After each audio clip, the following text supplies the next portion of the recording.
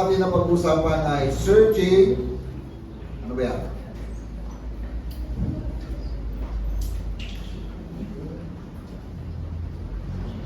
Searching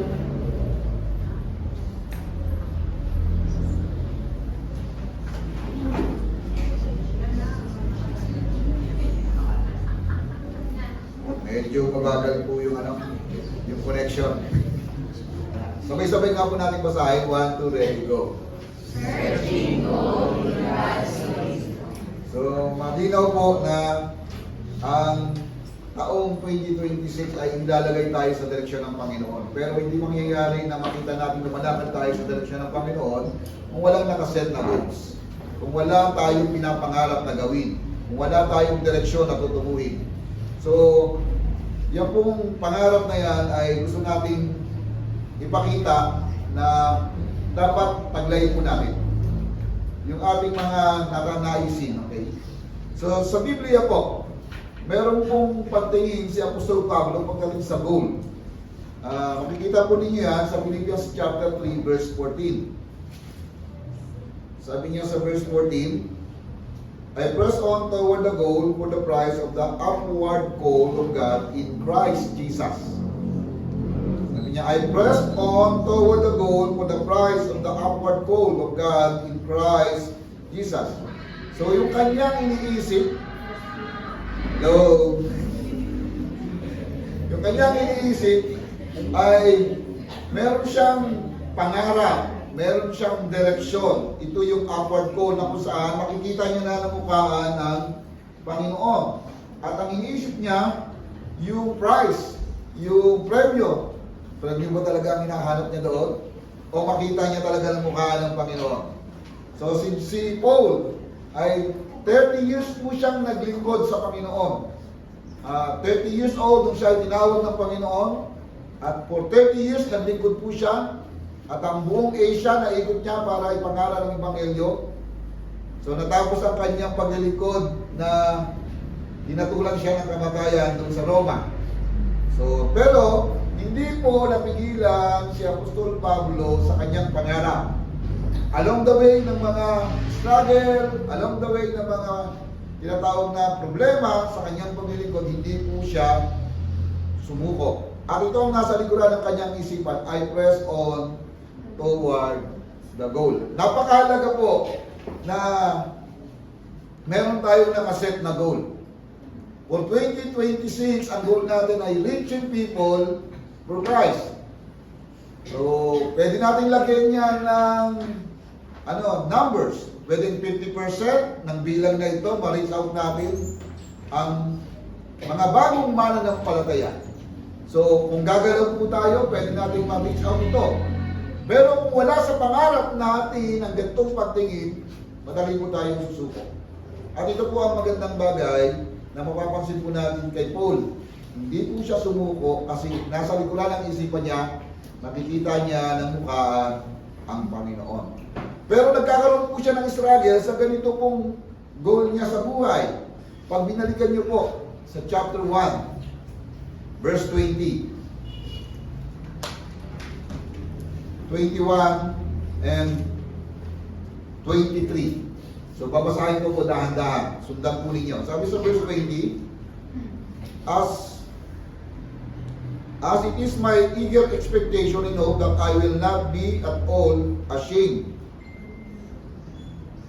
but that with full courage now, as I always Christ will be honored in my body, whether by life or by death.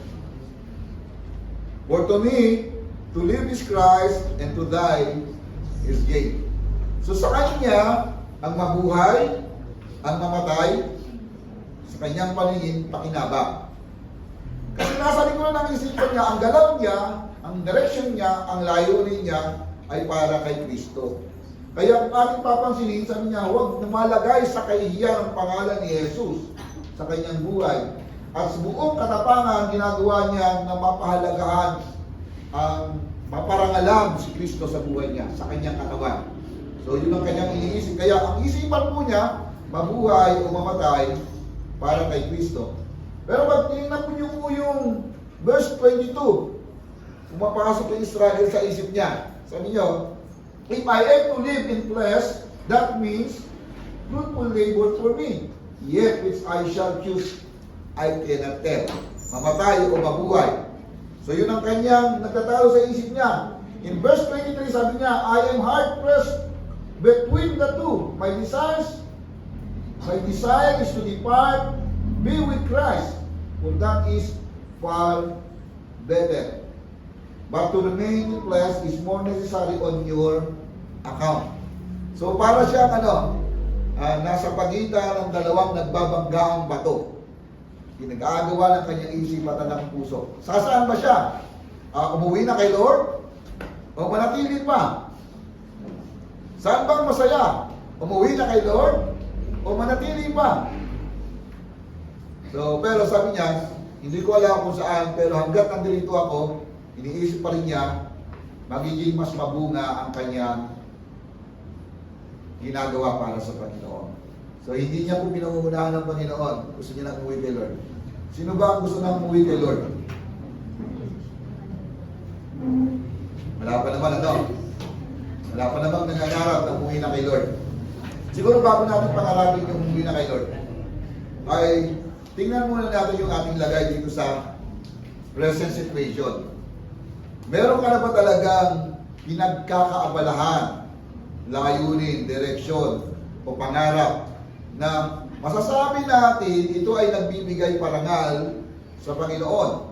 Masasabi natin na yung dala-dalang katawan na ito, yan, kila niyo po yung katawan niya pagkapa, naka-espiritu na lang yan.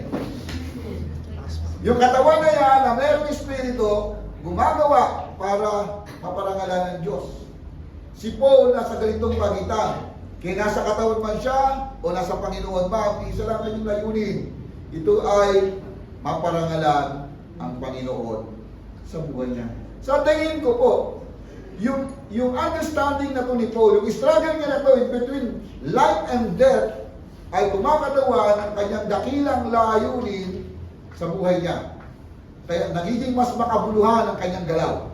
Nagiging mas makabuluhan ang kanyang pamumuhay. Nagiging mas makabuluhan ang kanyang pakikitungo sa kapwa. So, yan po yung sinasabi natin, searching God in God's way, ay titingnan din po natin yan, i-observe po natin yan from Proverbs chapter 16, verse 1 to 3.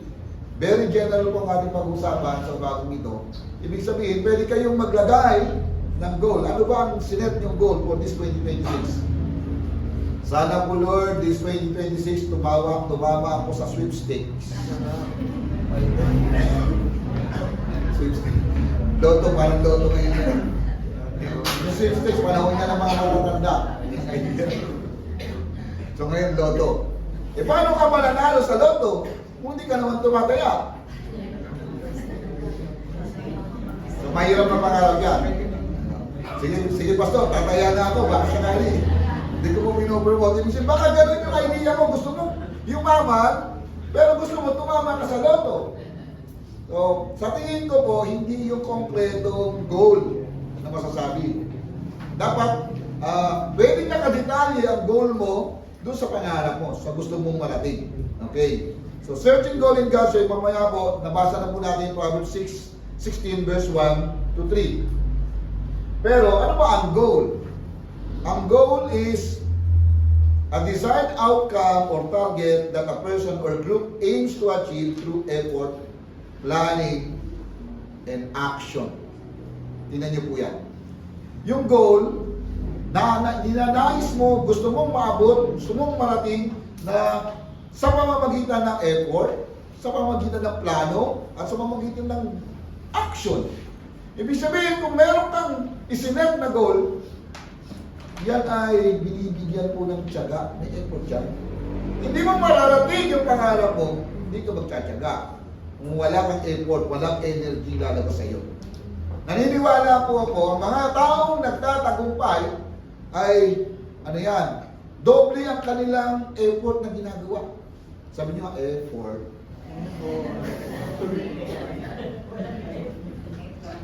What effort? Mahirap yun. Ang ibig ko pong ipuntos, yung direction natin ay talagang with eagerness. May plano rin po tayo. Pwede yung plano, nag-a-adjust yan. Ano po? So, along the way, mayroong mga adjustment. Pero saan ka nakatutok? Doon sa target mong goal. So, mahalaga po yun. So, hindi naman po ako manager, pero naunawaan ko, sa paglilingkod sa Panginoon, lagi pong kasama ang plano. Ngayon, sa 2026, ano bang naisip mong plano? Okay? Dito po, pwede kang plano ay personal, professional, spiritual, communal, at pwedeng depende ng ang context nito ay sa sarili lang, yung ambition natin, o merong context ng biblical understanding, or with a church mission. So, depende kung saan nakakabit yung sineset natin goals. Pero, doon sa tema po natin for 2026, Reaching People for Christ, hindi po yan pangarap ng pastor. Hindi po yan pangarap ng leaders. Naniniwala ako na kataya po dyan ang Great Commission ng Panginoon. Isipin, binigyan lang tayo ng eksaktong maliit na pagtingin sa katuparan ng Great Commission. At yan ang dapat ginagalawan ng church. Amen po ba dyan? Tingnan niyo po yung katabi niyo. Member ba yan ng church? Kung iniisip mo, member yan ng church, may isa po tayong direction this 2026. Reaching people for Christ. Siguro magtatanong iba, Pastor, paano ba maging member ng church? Sabi kasi ng iba, magiging member ka daw ng church pag nagpa-baptize ka. Ako, hindi ako naniniwala ng true baptism ka nagiging member ng church. Nagiging member ka ng church kapag ibinukas mo ang puso mo at sumampalataya kay Jesus. Spiritually, kasama po tayo sa tinatawag na body of Christ. Na sumampalataya ka. Yung tinatawag, may mga tawag sa labas, baka pwede din sa lubungin.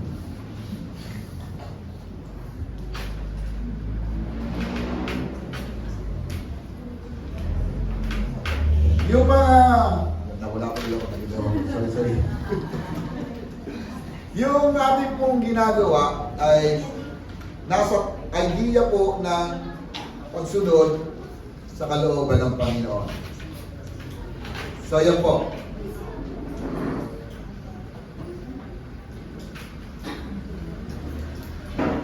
Okay. Meron po tayo ditong mga types of goals. Okay? Ang dami po nito. Tingnan niyo po ako. Sobrang cute na to. Masyado kayong naliw. Halina. Tingnan niyo po. Types of goals. Merong short-term goal, merong long-term goals, merong lifetime goals, merong tinatawag health and fitness goals. Usually, itong health and fitness goals, usually ito yung mga tigulang na. Yung mga medyo may edad na, masyado din silang conscious sa health.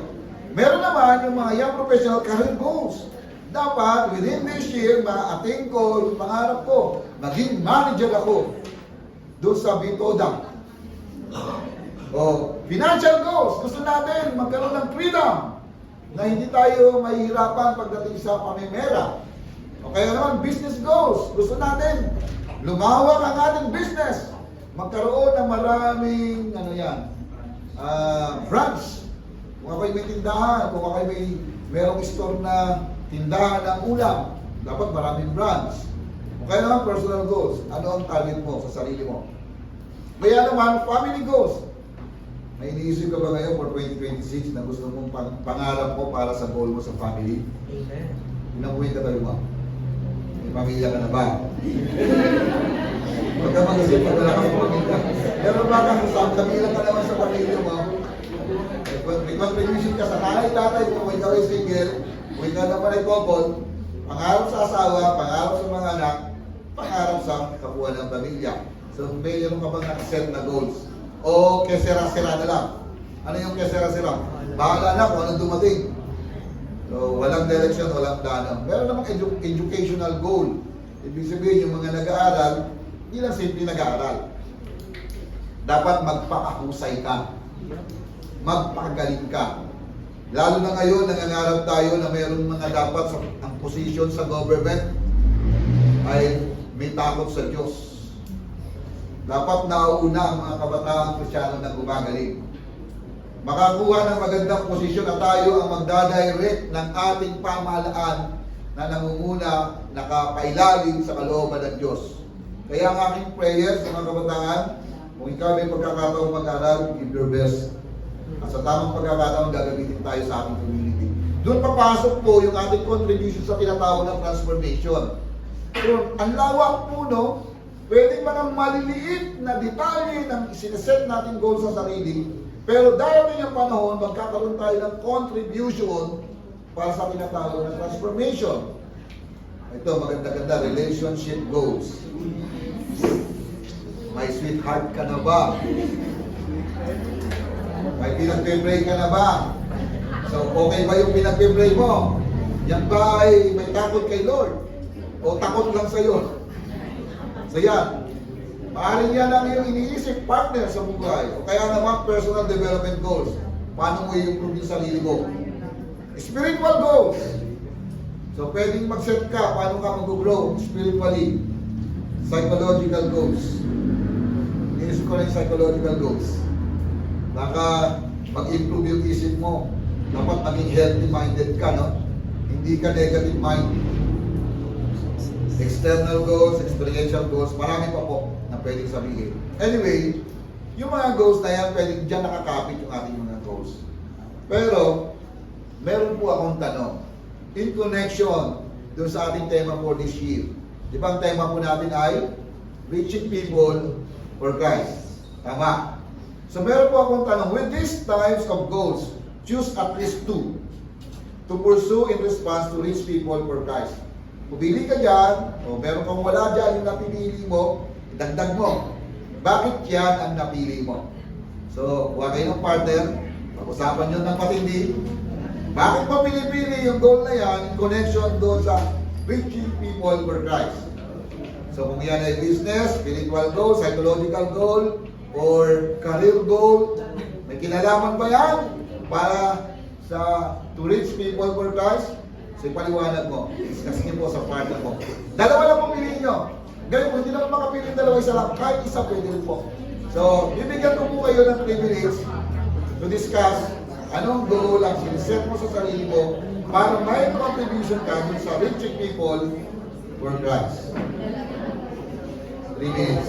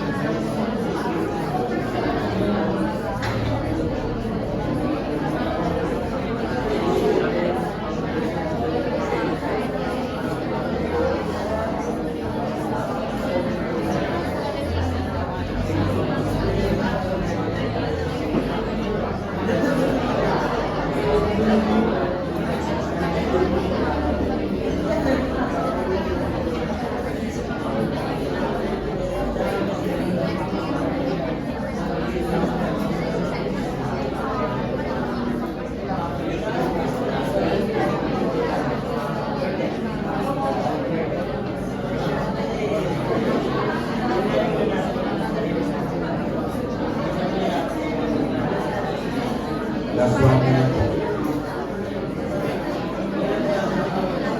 Next na po yung discussion.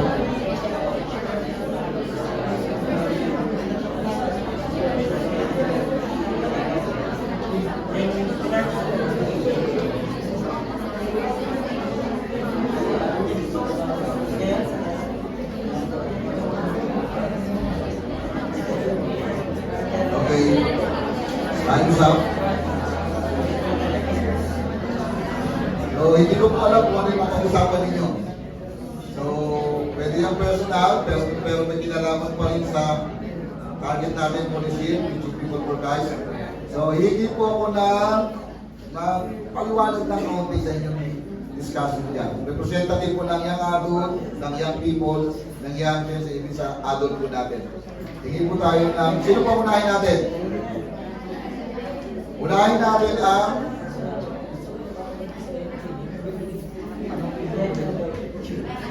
youth. So, tanongin po natin yung youth. Sino ang inyong representative? Sino po? Pwede po bigyan ng mic yan. Bigyan ng mic yan. So, pakinggan po natin kung ano nakaset sa kanila in connection to sa reaching people for Christ. Sige po. Share mo lang yung pinag-usapan ninyo. Kahit wala nang pinag-usapan, wala kayo share. Yung sa akin po ni Ate Jen, yung sa akin po spiritual tsaka family. Kasi yung sa spiritual po, ano parang kailangan mo muna ay parehas po kami dalawa spiritual. Tapos yung sa spiritual po, kaya po namin nabili. Kasi sa amin po, para sa amin, kailangan po muna natin maging malapit po na sa Panginoon para mas matutunan po natin yung i-share pa natin sa ibang tao. And yung sa akin, yung sa family, kasi kung yung family mo is nilalayo ka din sa Panginoon, wala lang din mangyayari, hindi ka din ano ng tao na sumampalataya sa Panginoon. Tapos kay Ate Jen po, personal development goals.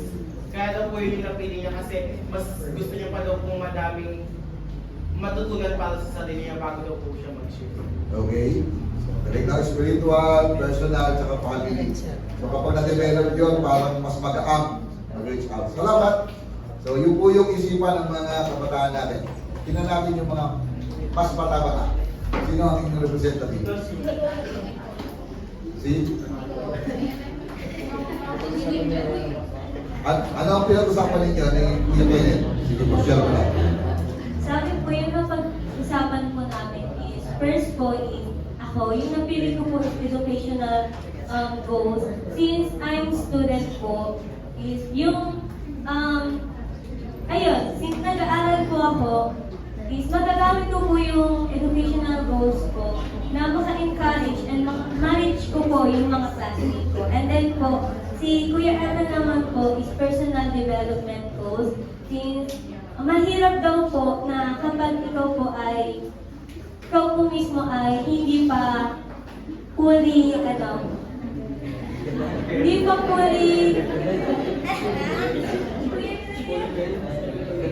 developed para po makapag-share ng gospels. And then financial goals po. Sa panahon po daw ngayon, kailangan daw po natin ng pera. Ayun po. And then po kay Kuya Kenneth po is spiritual goals and then family goals po. So spiritual goals po, syempre po, parang it's also the same answer kay Larency po na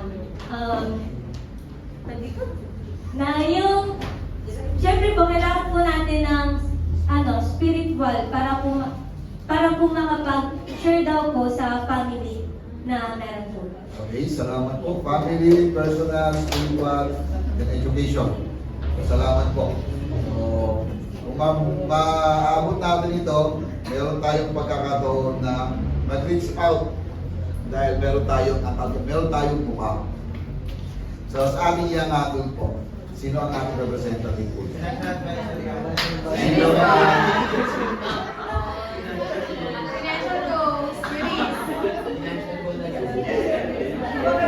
sige po, si Eunice. Ang dami kasi nag-isa si Eunice sa kita, ang dami niya kausap. Tingnan niyo po. Ako po yung kaya ngayon sir. So yung ano po namin ni Ate Kat, same po kami, spiritual goals, saan po man, spiritual goals and career goals, and then kay Ate Kat po is spiritual goals and then long-term goals. So as a young adult po, syempre, to reach people, syempre yung goal namin is una yung spiritual goals is to, alam yung ano po, yung mas mapalawak pa po namin yung connection natin kay Jesus. And through our careers or through our work po, maka-reach po kami ng mga katrabaho namin na patuloy pa po makilala yung Panginoon. So, yun. So, spiritual goal at saka career. So, yung career yan, yayamanin yan. Yayamanin. Sige po, salamat po doon sa goal na yun na ini-aim natin doon sa mga particular goal na yan ay nasa likodan pa rin noon, makapag-testify pa rin tayo sa iba upang sila rin sumampalataya sa Panginoon. Sa ating mga adult, sino kaya dyan ang inyong itinuturo? Si Ate Beck. Ate Beck. Itinuro ka ng mas maganda, makinig ka dyan. Si Ma'am President.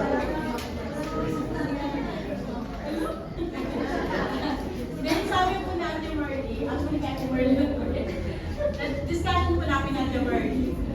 Siyempre po sa mga kalagayan, katulad namin may mga edad na, sabi ng mga po, adult na, sinaunang kabataan. First po muna is magkaroon kami ng physically fitness, yung fitness and health and fitness goals. Kumbaga kasi siyempre po yung katawan ang siyang gumagalaw para sa pang-reach tayo ng para din po sa goal ng church. Then, secondly po ay yung sumusunod na po din sa health and fitness goals, yung spiritual goals. Kumbaga, meron po tayong spiritual goals, mag-build na rin po tayo doon ng relationship goals. Kumbaga, pag may spiritual goals po tayo, makakapag-spread po tayo ng makakapag-sharing tayo sa mga kapwa natin na hindi pa mananampalataya, mag-build po doon yung relationship. Kumbaga, magkakaroon tayo ng relasyon sa kanila para lubos pa tayo magkakainaghan sa isa. Okay, salamat po. Alakpan mo namin ng Lord. Yaman ang mga insight natin. Hindi na natin pag-usapan yung detalye doon, no? Pero syempre, nasa likuran ng isipan natin, gusto ko lamang pong, i-keep sa isip natin yung ating pangarap this year. As a church, hindi po ito pangarap ni Pastor, hindi ito pangarap ng mga leaders. Pangarap natin as a church. So sabihin nyo nga, pangarap natin. Yung reaching people for Christ. So, ito po yung ating mga siniset na pangarap. At gusto ko pong balikan lang po natin yung talata sa verse 1 to 3. Basahin po natin muli sa Proverbs chapter 16, verse 1 to 3. Sabay-sabay po natin basahin. 1, 2, ready, go. The plans of the heart belong to man, but the answer of the tongue is from the Lord. All the ways of man are clean in his own sight, but the Lord weighs the motives. Commit your works to the Lord, and your plans will be established. Okay. Pansinin po ninyo, sa bawat talata may binabanggit na Lord, Lord, Lord. Sa bawat talata, ano po? Sa verse 1, yung plano natin at yung kalooban ng Diyos. Yung plano ng Panginoon. Kung meron kang ninanais na pangarap at plano, ang Diyos pa rin ang nagbibigay katugunan kung ito ay nararapat at dapat makapangyari. Yung isipan naman natin na nagtitimbang ng ating mga layunin, maayon sa tingin natin, ito po ay tama at matuwid. Pero ang Diyos pa rin ang tumitingin, ano ba ang motive behind? Doon sa iyong mga iniisip na pangarap o layunin. Yung doon naman sa verse 3, ibig sabihin, lahat ng iniisip mo, plano mo, layunin mo, dapat tinitiwala natin sa Panginoon. So, ganun lang po kasimple yung ating damdamin para yung kalooban ng Diyos ay ma-absorb po natin, hindi lang pansariling adhikain lamang ang ating tinitimbang sa sarili. Kundi binabalanse din po natin ano ang kalooban ng Diyos. For this 2026, inaasahan natin tayo ay kikilos, sabay-sabay na gagawa, maglilingkod at magpapatuloy para marami pa pong tao ang maabot at maligtas. Sabi po ng mga kabataan, God did 2025. Sabi nila sa kanilang post, naging mabuti ang Lord for 2025. Yung prayer ko, tinugunan ng Lord. Yung family ko, iningatan ng Lord. Buong isang taon, nag-provide ng Lord sa aming pangangailangan. And that is, God did 2025. Sabi ng mga kabataan, ewan ko na, napanood nyo yun. Yun ay nasa church ng ECRL. So madaling salita po, ang ating pinag-uusapan, yung goal mo natin dapat nakakonect sa plano at kalooban ng Panginoon. Hindi ka na lamang nag-aangarap para lamang sa sarili mo. Ang lagi ko nga sinasabi ever since, kung may pangarap ka, dapat kasama sa pangarap mo yung pangarap ng Lord sa church. Kasama sa pangarap mo yung plano ng Diyos para sa church. Kasama sa pangarap mo, yung plano ng Diyos sa buhay natin. Hindi lamang nag-iisip tayo para sa sariling layunin at laban natin. So ito po yung gusto natin binibigyan puntos sa bagay na ito. So dito po, what makes our goal be connected in God's way? Ano ang pwede natin gawin o makapangyari para yung goal natin nakakonect sa Lord? Number 1 po, na malinaw dyan, sa verse 1, sabi dyan, trust God in setting goals in our plan. Ibig sabihin, nagtitiwala tayo sa Panginoon. Siya ang nakakaalam sa hinaharap, siya ang nakakaalam ng struggle mo, siya ang nakakaalam kung ano ang kulang sa iyo, pwede ka niya patulungan. And along the way, dapat hindi nagsasara ang ating paningin na may magagawa ang Diyos sa ating buhay. So sa madaling salita, sabi nga po, for the answer is from the Lord. Kung meron kang ipinapanalangin, dapat hindi ka lamang naghihintay. Nagtitiwala ka sa Panginoon at tumikilos ka ayon sa pangarap mo. Amen po ba? So, ito po yung sinabi ni James, chapter 4, verse 13 to 15. At kailangan ko po rito ng magandang boses at magandang magbasa. So, hihilingan ko po si Ma'am Laika.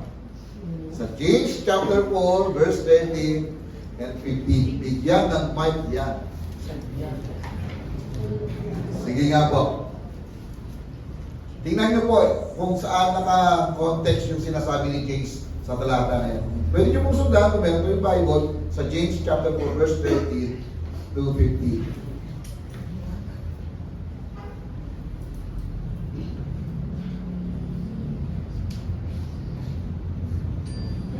Santiago 4 verse 13 to 15. 13 to 15. Makinig kayo sa akin. Kayong nagsasabi, ngayon o bukas ay pupunta kami sa ganito at ganoong bayan. At isang taon kami titigil doon.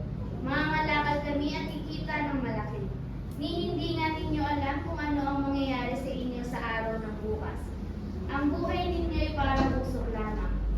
Sandaling lumilitaw at agad nawawala.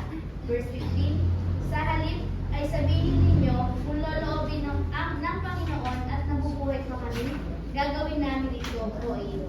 Okay. Isip ng negosyante yan. Pupunta ako sa lugar na yon, magtatayo ako ng negosyo at sigurado kikita ako. So positive mind siya. Pero ano po ang inilalagay dito? Ibig sabihin, hindi ka dapat dumepende lang doon sa mangyayari sa kinabukasan. Kasi yung kinabukasan, hindi po natin alam kung anong mangyayari. Kaya sa likod po noon, yung pagtitiwala sa Panginoon. So dapat alam natin, huwag kang kumilos, huwag kang magplano na hiwalay sa plano ng Diyos. Kasi po, pag hiwalay sa plano ng Diyos, wala kang pakialam kung sino ang sasagasaan mo. Wala kang pakialam kung sino ang masasaktan sa gagawin mo. Kasi nga, damdamin mo lang yan. Pero ang gusto ng Lord, dapat sa pagtatagumpay mo, na ilalapit mo sa iba si Kristo dahil na ipapakita mo sa buhay mo kung sino ang Diyos na ating sinasampalatayanan.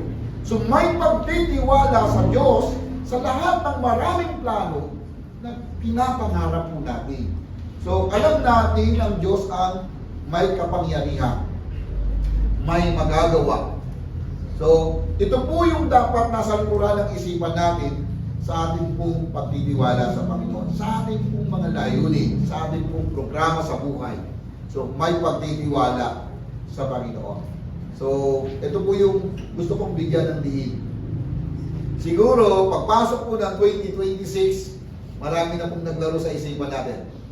Negosyo, bagong bahay, achievements, panibagong adjustment, marami. Pero ang tanong, tiningan mo na ba ang gagawin ng Lord sa buhay mo? O hindi mo naiisip ang Lord sa buhay mo? Mga minamahal, ang pagpasok ng 2026, yung aming pangarap, dapat connected tayo kay Jesus sa plano niya at kalooban.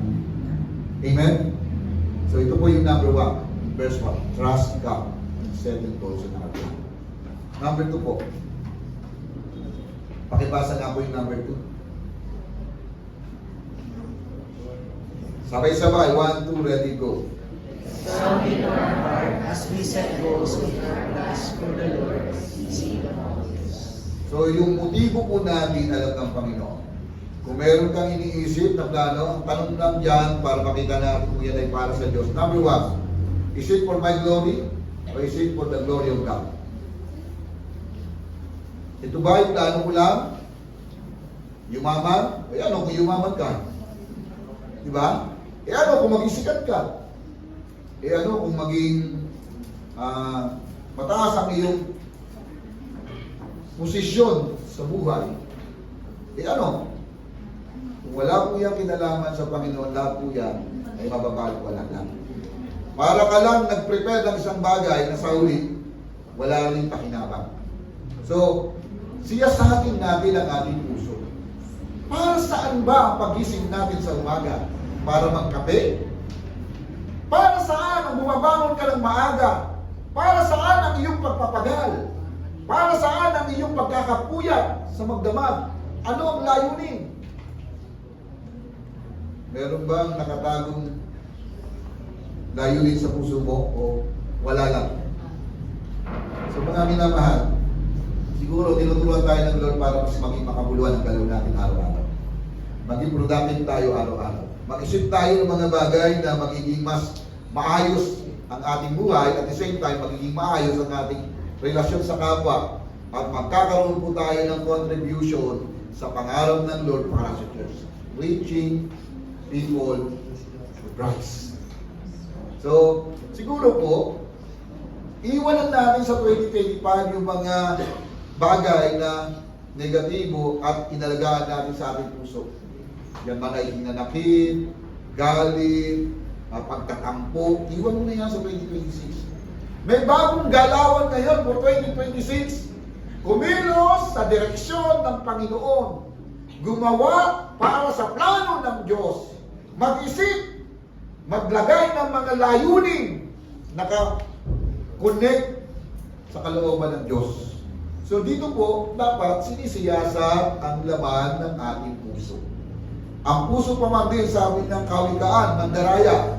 Sabi ni Jeremiah, mandaraya. Kaya nga po, dobling pagsisiyasat.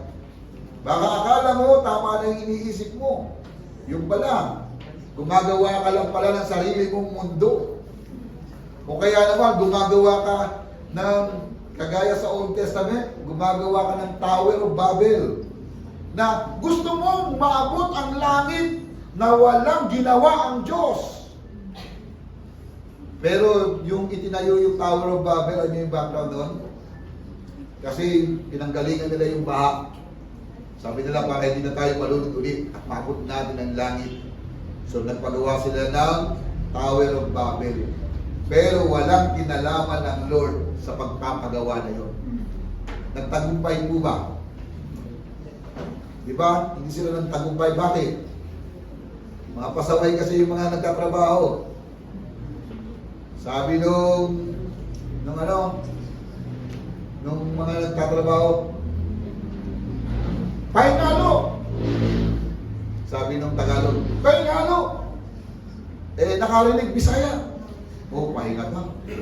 Eh, ang pangdinig nung Bisaya, pahinga. Kasi sa Bisaya, pahingalo eh. Pahingalo ang tawag nila. Eh, Tagalog, pahinghalo. Nagpahinga, isa naghihintay, hindi natapos. Nagkagulo sila dahil hindi magkaintindihan yung salita. So yung communication, naghintay lang, hindi nakapangyari. So ang ibig ko lang pong ipuntos, minsan, may mga galaw na parang ang galing-galing, ang ganda ng plano, ang ganda ng direksyon, napaka-detalye. Pero tanong, na-examine mo na ba yung puso mo? Ang tanong, ito ba ay makakapagpasaya sa kalooban ng Diyos? O ito ay para lamang sa sarili natin? Mga minamahal, hindi na po tayo nagsisimula sa pananampalataya. Dinadirect tayo ng Lord yung bawat galaw at plano at kalooban natin. Dinadirect natin sa plano at kalooban ng Lord. Kasi sabi dyan sa talata in verse 2, sabi, ang plano natin, nakikita ng Diyos kung ano ang motibo sa kalooban natin. Gusto ko maging sikat para hangahan ako ng iba. Gusto ko maging matalino para pag nagsalita naman, okay naman ako. So, bakit okay lang sa sarili? So, siguro, sa aspeto na yon, huwag ka na lamang maging okay sa sarili. Dapat maging okay tayo kay Lord. Sabi mo, okay ka ba kay Lord? Sabi sa akin. Okay ka ba kay Lord? Okay ka na. So, di ba mga minamahal, alam ko po, ang emphasis na ito, struggle po ito. Naglalaban ang ating damdamin, kalooban ng Diyos. Susunod ba ako ng buong buo sa kalooban ng Diyos o susundin ko pa rin ang gusto ko ayon sa plano at kalooban ko? Kasi matalino naman ako, magaling naman ako, marami akong achievements, marami akong mga connection. So mga minamahal, kung gano'n ang ating paningin, hindi natin binabalanse at isipan ang plano ng kalooban ng Panginoon. Hindi po masaya sa pagtatapos ng buhay. Dahil sa huli lahat tayo hangarap sa Panginoon. So kung may pagkakataon tayo ngayon, daily examine po natin ang ating puso. Ano man ang ginagawa natin. Lagi nasa likod ng isip ko lang, dapat ito ay makakatulong sa pangarap namin sa church, reaching people for Christ. Kung bakit may mga training sa kabataan, nag-share kayo ng gospel, nag-aaral kayo ng tinatawag na OBS, reaching people for Christ. Kung bakit nag-develop tayo ng mga leaders para maraming makaka-influensya sa galawan ng church, reaching people for Christ. Kung bakit ka na nagiging mabait doon sa community mo, reaching people for Christ. Kung bakit gusto mo magpakagaling sa pag-aaral, sa pagtatrabaho, sa pagnenegosyo, reaching people for Christ. Amen? Pwede ba palakpakan ng Lord? So, lagi natin examine yung puso na yan. Na yung plano natin, alam ng Diyos kung anong motibo natin. At sa huli, ang lahat ng nangangarap ayon sa plano ng kalooban ng Panginoon, hindi po mabibigo. So, palakpakan po natin ng Lord. Thank you po. Ito po yung commit our works and plan to the Lord, then plan will be established. So malinaw na sinasabi, kung tayo po ay gumagawa at itinitiwala natin sa Panginoon, pagpapalain po yan ng Diyos. Mayroon pong tinatawag na pagtatagumpay. So, ang Diyos po ang nakakaalam ng isip natin, ang Diyos po nakakaalam ng laman ng puso natin, ang Diyos din po ang nakakalam ng motibo ng puso natin. And then, kapag alam natin yung ganung galawan, hindi ka manghihinayang na itiwala sa Diyos ang lahat ng iyong ginagawa. Amen? Tingnan nyo nga po. So, pagpasok po ng 2026, ano ang una mong naisip na gusto mong mangyari by 2026? So, huwag niyo po sabihin, isipin nyo lang. So may kinalaman ba sa gusto mangyari ng Lord? O may kinalaman lang sa sarili natin? So pwede namang i-correct yan eh. Kaya nga meron examine your heart. So pwede niyang i-correct. So tatlong bagay po ang makikita po natin in connection para yung goal po natin ay may connection sa paraan ng Diyos. Number 1, trust God. Number 2, examine our heart. Number 3, commit our works. In that way, makikita po natin, nahanda natin, ma-recognize, ma-realize yung connection ng Diyos at plano niya sa buhay natin. Amen? Pwede po ba palakpakan ng Lord? So, may pinapahaba ko doon, pero pag sinabi pong goal, merong mga pamamaraan para makita po natin yung goal natin. Ito po ay nakita ko lang, so pero nakita ko magandang sabihin. Goal. Kasama dyan dapat specific. Dapat yan measurable, dapat yan achievable, dapat yan realistic. So, kung meron kang siniset na goal, totoo. Kasi kapag hindi totoo, pangarap na yun. Hindi mangyayari. Dapat yan may time bound. Ibig sabihin, kapag nag-set ka, gusto mong spiritually maging sound ako. O, hindi po mangyayari yan kung wala kang siset na bound. Number 1, siguro para maging specific, magbabasa ako 15 minutes pagkagising ko sa umaga ng Bible. And then magpe-pray ako after na magbasa. Specific po yun. Hanggang kailan mo gagawin para para magkaroon ng evaluation? Sisiyasatin ko ito kung nag-grow ako after ng 1 month. Titignan ko, araw-araw ko ba itong ginagawa? So, susukatin mo yung iyong sinaset na goal. Ngayon, achievable po ba yun? Nang magbasa ka ng 15 minutes araw-araw. Kaya, hindi? Kaya. Nakakapag-ubos ka nga ng 2 hours sa paglalaro eh. Napupuhin ka pa sa gabi. So, yung 15 minutes na pagbabasa kasama ang prayer time, kaya po yun. So, realistic po ba yung magkaroon ng changes sa buhay natin? Realistic po yun. At tingin ko po, nagsisimula ito kapag naging close tayo kay Jesus. Kapag yung goal po natin nakaset at kinukonsider po natin ang plano at kalooban ng Panginoon. Gusto po namin na within this year ay yung kalahati ng member ng church o 50% ng church member gumagalaw para sa pag-abot ng mga tao. Paano gagawin nyo, Pastor? Hindi una, mag-set tayo ng training. Pangalawa, kumuha tayo ng commitment. So, mag-settle tayo ng mga pamamaraan. So, dapat yung mga leader, Pastor, nagpaplano, nag-iisip para maging detalye yung pwede natin. Dapat, within every 3 months, evaluate po natin yung ating ginagawang programa. So, marami po yan. Anyway, mga sample lang po yung sinasabi ko. Pero ito po yung pamamaraan of setting goals. Specific, measurable, achievable, realistic, and time-bound. So, mahalagang bagay. Ang tawag nila dyan ay smart. Dapat maging smart po tayo pag-set ng goals. Pero yung goal din po natin ay meron pong mga kanya-kanyang galawan. Ang tawag po natin perspective. Meron pong human goal. Usually yung human goals, self-driven goals. Nakasentro lamang sa sarili natin. Nakasentro lamang sa pangarap natin. Nakasentro lamang sa pagtatagumpay sa buhay natin. Pero hindi ko po sinasabing pasamahin yung self-driven goal. Pero dapat yung self-driven goal mo nakakonect in biblical perspective. God-centered transformation. So nagkakaroon ng changes yung buhay natin. May transformation sa buhay na ito. Yung tinatawag na obedience, umaangat sa ating personal goal. So, ibig sabihin, hindi mo lamang gusto na magtagumpay ka at masiyahan ka lamang. Magtagumpay ka na masisiyahan din dahil sumusunod. Masisiyahan ng Diyos dahil sumusunod ka sa kalooban niya. Okay, nagtagumpay ka, naging mayaman ka, naging mahusay kang leader, pero walang kinalaman sa Panginoon dahil hindi ka naman sumusunod sa kalooban niya, hindi pa rin po yan masaya. Pwede isipin niya ng walang pananampalataya. Pero tayo po ay mga mananampalataya. Dapat laging tinatawag na may interconnection yung plano natin ng kalooban ng Diyos. Nagko-connect po ng malinaw. So hindi po yan nag-aaway. Dapat laging may relasyon yan.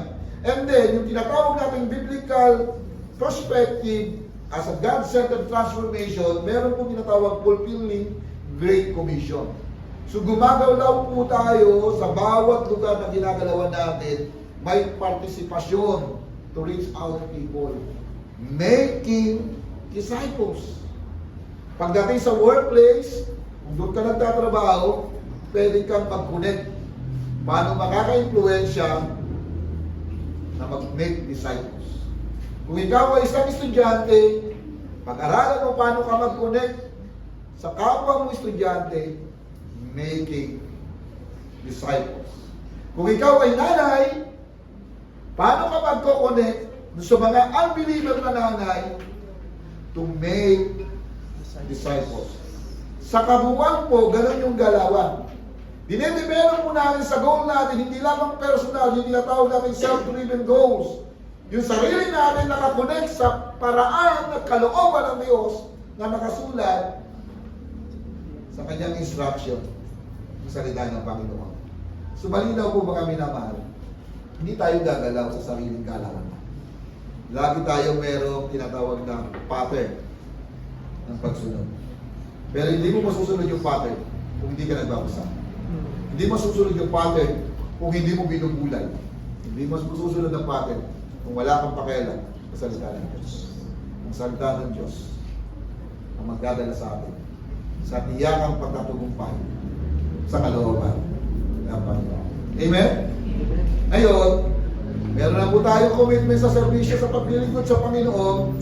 Matatawag po natin yan, meron tinatawag na eternal perspective. Ibig sabihin, lahat ng ito ay investment mo. Hindi mawawalang kabuluhan.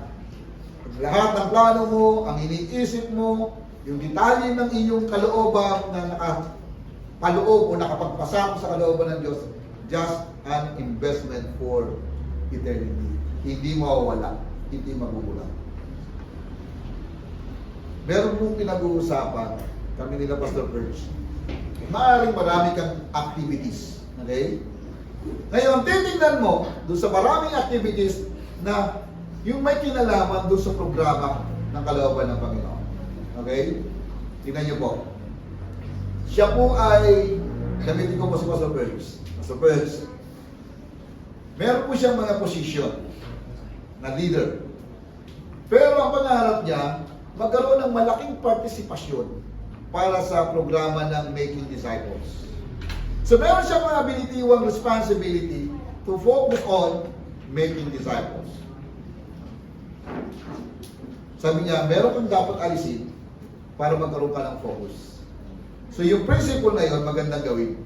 Kasi kapag ganun mo ginawa, may bibitiwan ka, tapos mag-focus ka sa mga may kinalaman sa plano at kalooban ng Panginoon, ang tawag po natin dyan, investment. Gumagawa tayo, kumikilos tayo, nagpaplano tayo, tayo may kinalaman sa kalooban ng Panginoon. Dapat ang church, hindi lang simpleng maraming pera, hindi lang simpleng maraming mga talented individual. Lahat ng galaw na binibigay ng Panginoon para sa church, magamit natin to make disciples. At ang ating partisipasyon sa galawan ng church to make disciples, hindi po galawang nag-iisa, kundi galawang sama-sama. Amen po ba? Pwede ba palakpakan ng Lord? So maaari po sa ating mga goal ay manatili tayo dun sa human perspective, yung self-driven goals. Pero huwag manatili sa ganon. Dapat nag-grow siya. Hanggang sa dumating, makita mo ang galaw mo, ang bawat kilos mo, ang bawat plano mo is your investment for eternity. Amen? Pwede bang palakpakan ng Lord? Pakitapik mo yung katabi. Sabi mo, kapatid, mag-invest ka na. Baka tayo mag-misinterpret dito. Yung church pala, mga investor. Okay, salamat po. So sa madaling salita, setting goals in God's way ay may kinalaman po sa direksyon ng plano ng Panginoon. So sabi po sa verse 9 ng chapter 16, pwede po bang pakibasa? Verse 9 ng chapter 16 ng Proverbs. Sabay-sabay po natin basahin. 1, 2, ready, go. In his heart a man plans his course, but the Lord determines his steps. So, meron kang plano, pero ang Lord pa rin ang tutulong para yung mga steps po natin, madirect ng Lord. At sa huli, hindi ka po magkakaroon ng damdamin na sayang. Hindi na sayang panahon mo. Kasi ginugol mo ito para may sa katuparan ng plano. Kalooban ng Panginoon. So, setting goals in God's way, meron po tayong 4 na salita na nagpapatibay ng ating pamamaraan. Number 1, glorify God. Ibig sabihin, be intentional to glorify God in our plan. So, ang una sa iniisip natin sa mga sineset nating goals, ang unang tanong, mag-glorify ko ba ang Lord sa plano ko ito? So, kapag nasagot mong hindi, itigil mo na. Madali lang yun. Ang tawag ng common sense. So, tingin ko, ang mga Kristiyano, marunong at matatalino yan. Alam niya yung common sense. Alam niya gagawin niya kapag mali. So, kung alam mo hindi niya pasisiyahan ng Lord, itigil mo na yan. Kasi ang tawag po natin to glorify God, be intentional to glorify God doon sa plano natin. Number 2 po, obey God's will. Ibig sabihin, be open in God's will and trust His wisdom as we go to achieve our goal. So, dapat bukas po tayo sa kalooban ng Diyos. Along the way na ginagawa natin programa, meron pong mga adjustment. Meron pong mga pangyayari na baka binibreak ng Lord kasi hindi yun ang direction niya. So, pwede pong mangyari yun. dapat along the way na nagtitiwala tayo sa Panginoon, open tayo sa mga adjustment. Sa plano po, talagang ganon. Hindi ko nga rin isulat sa nakaraan yung talaga mangyayari. Pero sa plano at programa ng Panginoon, minsan along the way sa pagsunod natin, nagbibigay po siya ng knowledge, ng wisdom, ng mga circumstances para makita po natin yung direksyon ng Panginoon. So nakikita ko po, dapat yung willing tayo sumunod sa kalooban ng Diyos. At naniniwala po ako, ang Diyos na sumasagot sa aming mga panalangin, pinapakita niya ang kanyang plano at kalooban sa atin. Pangatlo po, align our motives. Be humble, our goal must be pure, not prideful. So, ang ibig ko pong sabihin, yung motibo natin nakakunik sa plano at kalooban ng Panginoon. Sabi niya, the Lord examines our motive. Sabi diyan, be humble. Ito po yung problem natin. Yung mga, hindi, ito na plano ko, bahala na kayo. Basta ito ang gusto ko. Hindi ka willing mag-adjust. Hindi ka willing tumanggap ng ibang ano yan? Ibang suggestion. Kapag yung suggestion mo na-reject, feeling sorry na lahat. Yan po ay damdamin na hindi open. Maaaring maganda yung suggestion mo, baka hindi pa yan ang kailangan. Alam the way ng mga plano at mga activities, dapat bukas ka. Maaaring maganda yung kanyang sinabi, pero baka hindi pa yan yung napapanahon. Sa kanya, simple lang, pero ito ang kailangan gawin natin. So sa tingin ko po, kapag bukas ang puso natin, kaya natin tanggapin kapag humble enough na tumanggap sa pagkatuto. Willing to accept any suggestion, meron tayong open heart at meron tayong teachable heart. Pero pag naging matigas ang puso natin, mga kapatid, hindi tayo magtatago. Kasi hindi tayo bukas sa direksyon ng Panginoon. Minsan ginagamit ng Lord yung mga taong kasama natin, kaibigan natin, kapatid natin, kapwa leader natin. Huwag na po natin sabihin, naranasan na namin noon yan, tapos na kami gumawa. Kapatid, katwiran niya na hindi umuunlad ang isipan. Tapusin na natin ang kaisipan nang walang paglago. Pag sinabi mong, kapatid, hinog ka na. Kapag hinog na, anong susunod? Kapatid, magugulog ka na. Yun yun eh. Kapag nahinog at hindi pinakinabangan, ang susunod doon magugulog ka na. Kapag ang isang tao wala ng pagkatuto, wala ng pagunlad, ang susunod dyan, deterioration. Pababa na. At palapit na sa tawag ng Lord. Pauwi na kay Lord, wala lang pakinabang yung buhay. So, mga kapatid, hanggang may lakas, may talino, may sigla pa yan. Huwag mong ilagay na hindi ka na, wala lang pag-asa sa pagkatuto. Kapag inaccept mo, wala kang ng paraan para matuto, kapatid. Nalulungkot ako sa ganyang katwiran. Ang bawat individual na mananampalataya, dapat connected na natututo sa salita ng Diyos. Umuunlad sa kaisipan, umuunlad sa pananampalataya, umuunlad sa commitment, umuunlad sa pagseserbisyo sa Panginoon. We are aligning our motives. At ito po ay damdamin ng isang taong may kababaan ng kalooban. Pure, hindi prideful. Amen? Pwede bang palakpakan ng Lord? And finally po, let God establish our plan. So, we surrendered our plan and goals to the Lord. Huwag ka pong lumakad na ito lang ang gusto mo. Kung meron ka nakikita mabuting bagay, isuko mo sa Diyos. Kung kaya mong pabago sa Lord at mali ang plano mo, subukan mong i-adjust para makita yung direksyon ng Panginoon. Kasi kapag open tayo sa galaw ng Panginoon, dadalhin niya tayo sa direksyon niya.